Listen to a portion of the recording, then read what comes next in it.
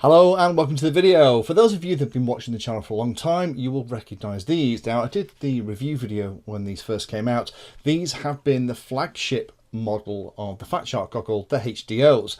Now, these have been my daily driver. You can tell I like them because I've put my logo on them, and I pretty much use them every other day from then until now. I'm very fortunate in that I get lots of goggles in here. If you go and check my reviews, you'll see how many come through my hands. But I consistently have been grabbing for these every time I go and fly. The OLED displays are really bright and crisp, and the way they perform is just great. They just work. Now, of course, these are no longer the flagship model. The flagship model now looks like that. So very, very similar. Trying to get these right way round. These are the new HDO2s, and I have had them in for a day or two and been playing around with them and doing the flying. And you'll notice that there are quite a few big differences. There are extra controls at the bottom. There's what looks like a power button, and it is. And the optics are very, very different indeed. So what I thought I'd do is kind of show you around this thing, show you how they work, and talk about the differences between the HDO2s and the original HDOs, which until now have been my favourite goggle. Not to let the cat out the bag too much, but my HDOs, my trusty HDOs, and I'll say this quietly so they can't hear me, they're no longer my favourite. So join me in this video. Let me go through what's changed, what's different, and a couple of things I would have liked to have seen on here, but that aren't, and kind of give you my more in-depth opinion at the end. So while I unbox this, let me talk about the things that have changed. The big news is that the OLED screen inside these things is 1280 by 960 pixels, and the field of view has increased from 37 degrees on the HDOs up to a much more impressive 46 degrees. IPD has increased as well, which is great. So many people have been asking that for quite a while. The original HDOs had a 59 to 69 millimeter IPD range. On the HDO2s, they go from 54 up to 74 millimeters, and hopefully should suit the majority of people. The big difference here is in the way that the focusing is done. Gone are the diopter lenses. Now there is inbuilt individual focusing for each eye, and that will support from +2 to -6 sight correction. You'll also spot that there isn't the external fan connection for the power that used to plug into what looked like a balance tap but actually wasn't on the Fat Shark batteries. That's all now internal. And the weight's increased a little bit from 186 grams for the HDOs to 207 grams for the HDO2s. Now, there are some changes inside as well. Although the enclosure looks like it is the same size, it's actually not. I think it's about 5 millimeters wider, and there are a couple of foam pads each side that you can use to adjust it. Now, I found that I had to take those foam pads and kind of slide them out a little bit because they are wedge shaped until it fit my head beautifully, and then I trimmed off the excess very carefully. I used a little pencil to just lightly mark where I needed to cut, and they fit beautifully. In fact, I used a little bit of the spare foam to put under the cheek parts so that it fitted perfectly onto my face. So the new enclosure design will support people with a wider brow. 2S to 3S input on this, and the power button is a little bit weird. It doesn't work in the same way that you'd expect it to. If you look inside, there's actually a little jumper on the board that it's all connected to, and as it ships in what's called legacy mode. Now that means that when you plug the power in from the battery, everything bursts into life and away you go, just like the old style Fat Sharks. Pressing the button will start and stop the fan.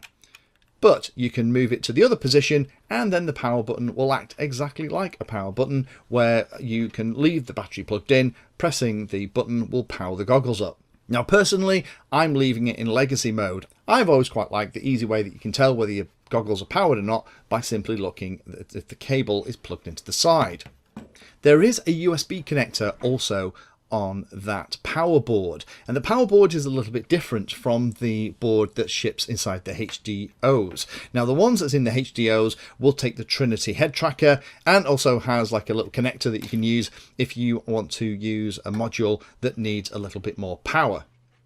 You can get the older style board from Fat Shark that will fit in here if you want to install a Trinity head tracker, or you have a module that needs to pull more current out of the module bay. The USB port is for updating the firmware on the power board. Now, looking at the chips on the power board, it looks like there's actually quite a bit of processing power on here, an awful lot more than is just needed to turn the power on and off. So I'm interested to see what happens with that. So there's obviously ability here to update the firmware on it. I wonder what they're going to use that board for in future. My first impressions over the last couple of days of things that I would have liked to have seen on these is more power for the module bays. It looks like it's the same power output as the HDOs, which is fine for things like rapid fire and also things for this TVS Fusion. If I don't use the Wi-Fi on the TVS Fusion module, then it'll fit fine. It would have been nice to have an inbuilt head tracker straight out the box. Some of the other goggles that I've seen that have been quite expensive have included that as a feature. I would have liked the easier to navigate DVR playback. The DVR inside these looks to be the same DVR that we've had in Fat Shark goggles for a very long time. Now, one of the things that I used to complain about was the fact that the DVR was always the same, but with modern hybrid cameras like the Tarsia or the Runcam Hybrid, I'm not using the DVR footage in the same way. I would have liked better navigation because the only time I'm using the DVR these days is to find a lost model. And what I really want to be able to do is to scrub through the footage really quickly to find the bit at the end. Because once you've been flying for 16-17 minutes, you literally want to watch the last 20 seconds to find out where it went down. And an all-in-one design would have been nice, where firmware could be flashed for the entire system from the one USB port. And that also maybe would have allowed an on-screen display for you to do some things. And again, that's things that we've seen on other goggles that I've reviewed on the channel. And of course, there's no diopter support in these. So if you have something like a astigmatism or something like that with your vision, then these might not be the goggles for you. So let me show you what's the view inside these. Let me do a bit of playback and kind of show you what the screens look like. Again, these are very crisp, bright OLED screens, the kind that I'm used to now in the HDOs. And if I use goggles that don't use OLED screens, it feels rather washed out and lacking in contrast. The wider field of view is very welcome, and it isn't so wide that when you're flying with an on-screen display, you're having to move your eyes around the image. But the big news here is that you can individually focus on each side. So the way that I would do it is, first of all, spend a bit of time getting the foam right so it fits nicely on your face, and then close one eye with it all powered up, look at the screen, and then manually adjust the focus and IPD so that eye is pin sharp, and then do the same for the second eye. Do them separately. And I have a very small variation in my vision, about 0.25 is the difference between my right and left eye. And the amazing thing is, being able to individually focus makes the screen disappear once you've been flying with them for a couple of minutes. And you just become immersed in the flying experience. And that is the testament to how good a goggle is. It's whether or not you feel like you're wearing goggles or you just forget about them, and it almost feels like you're looking out the back of them into the real world. And these do provide that feeling, even more so than the HDOs. So in summary, what do I think? Well, I've only used them for a handful of days, and I'd like to use them a little bit more before I give kind of my long-term view. But my impression from the experience that I've had with them so far are these are hands down the best goggles Fat Shark have ever made. The larger field of view and the individual focus and the wider IPD means that that screen disappears very quickly, and the image is far more immersive, and you find yourself grinning like an idiot when you use them. The wider design with the foam inserts and that wider IPD should mean that more pilots can wear them more comfortably.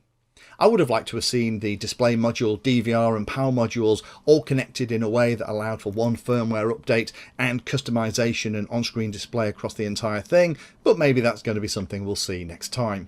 Be aware though that these are not the perfect goggles for everybody. If you want diopter support, you can fit diopters over the front of the lenses with a little bit of double-sided tape, but I wouldn't recommend doing that. If you have something like astigmatism and need diopters, then HDOs are probably still your better bet.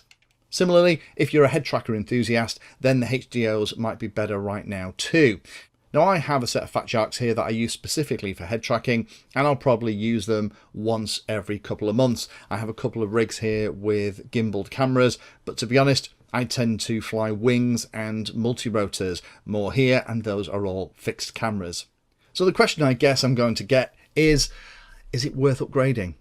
Well, I love my HDO goggles. Ever since I reviewed them back in April, they have been my regular driver goggles, but I will now be using these HDO2s. If you've already got the HDOs and you're happy with them, then it's probably not enough of a difference to upgrade unless you really want that individual focus and that larger field of view with a slightly higher definition.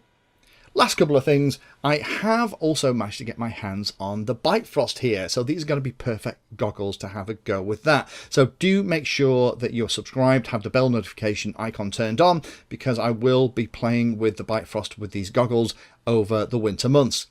And do let me know if you have any specific questions about these goggles that I can answer in potentially a supplementary video. Pop your questions down below, and if I get enough of them, I can put them all together and do a quick roundup of all the things that you wanted to know, but I maybe didn't cover this time.